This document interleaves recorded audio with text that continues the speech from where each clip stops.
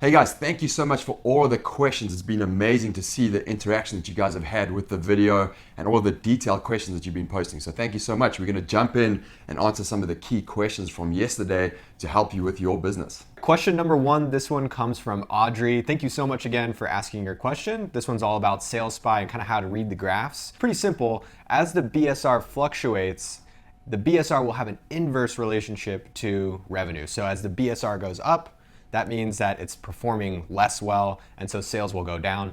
And then the reverse effect, as BSR goes down, sales will go up. Yeah, and if you're looking at it historically from a sales spy perspective, focus more on the sales when you're looking at competitors' products and the history of sales. Look at the sales numbers, not as much the BSR. It's definitely good to look at that, but mostly look at the sales. Question number two comes from Megan. She's asking about how to read the niche rater and the 4 components that make up the niche score. It's important to remember that this is just a guideline and it's supposed to guide you towards the direction of either a winner or a loser. But at the end of the day, you need to really dive into all of the data. Typically, if the niche score makes up, a 60% and above, you're onto something good, and you should be really diving into the reviews, the revenue, the listing score for those products, and then looking at the top 3 sellers, which ones have EBC. So just really dive into all of the Chrome extension data and not just looking at those 4 components. Absolutely, yeah. So for me personally, if something is over 60% on the niche score, like Darren said, I would look at that. But even if potentially competition is down at 20%, that won't stop me from actually looking at the data, because I might actually look at the images and think, hey, I can do this better than the competitors. So you definitely got to look at the individual scores as well, not just the main niche score. Question number 3, this is from Kimberly, and Kimberly asks, what is a good balance between demand and competition when you actually look at the numbers? And from a demand perspective, I typically look at anything over 4,000 to 6,000 searches a month. And then on the flip side, on competitors, really just look at the niche score and make sure that you're comfortable with that number. But typically when I sort the reviews column, I don't like to see too many on the first page over 400 or 500 reviews. Hopefully that gives you some guidelines, but most importantly is to look at all the data points that we talk about and then make that assessment for yourself. So when I go in and look at keywords on fire, if I'm looking at a specific niche category, but there are some interesting search volumes around 2,000 a month, I might go and filter and actually look at those. So you've got to use it as a guideline, but really dive into the numbers and play around with the filters and with the actual listings as well, and just look at it from a total perspective. And then also, it's important to remember that there's not a one-size-fits-all metric system. Every category is different. So as John already talked about, we answered in the last question, it is very dependent on all of the data points. Question number 4 out of many hundreds.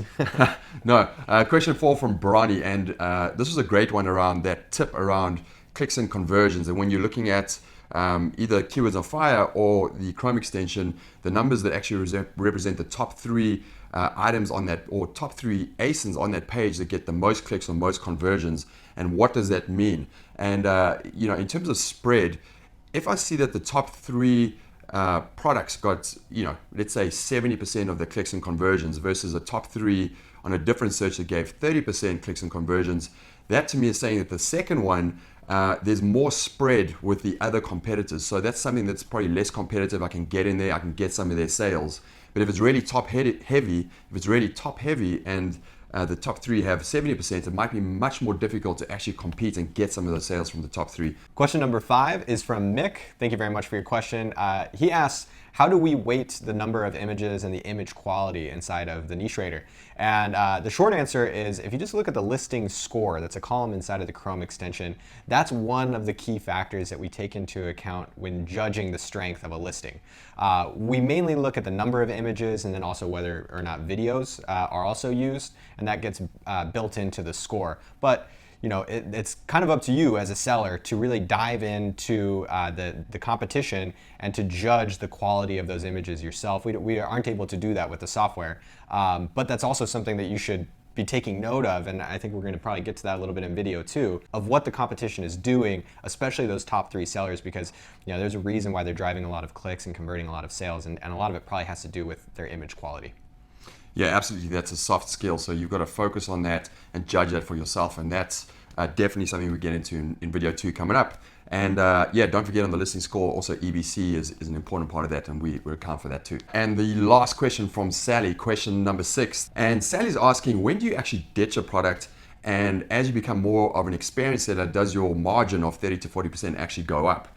So that's a difficult question to ask. I think you know, a lot of times ego can play into that, and you're like, oh, I really want this product to work, and it might not be working for you. So I encourage you to absolutely wear your business hat. And for you, you know, if it's 3 sales a day, depending on what the price is and the margin, you have to factor in, is this worth doing because it's making profit for the amount of time that I'm investing in it, or is it not making enough sales and profit and it's not worth putting my effort into anymore, and I should focus on my next product? So you absolutely have to make that decision whether 3 sales are enough for you.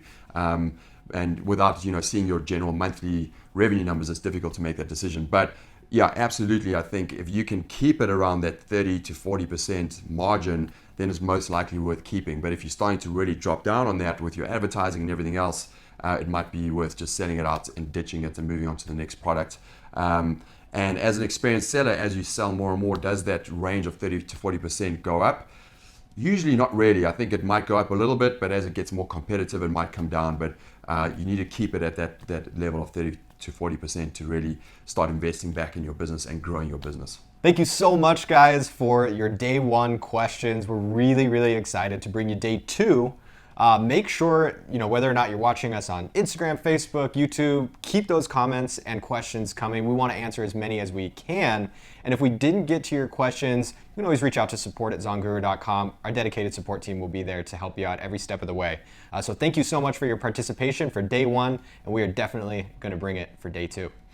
Yeah, absolutely. And share it with your masterminds. You know, we want everyone to actually watch this content. So if you're really getting a lot of value from this, share this with your friends, with your masterminds. We want people out there to see this content so they can absolutely crush it on Amazon in 2020. Thanks again, and let's get into video 2. Cheers.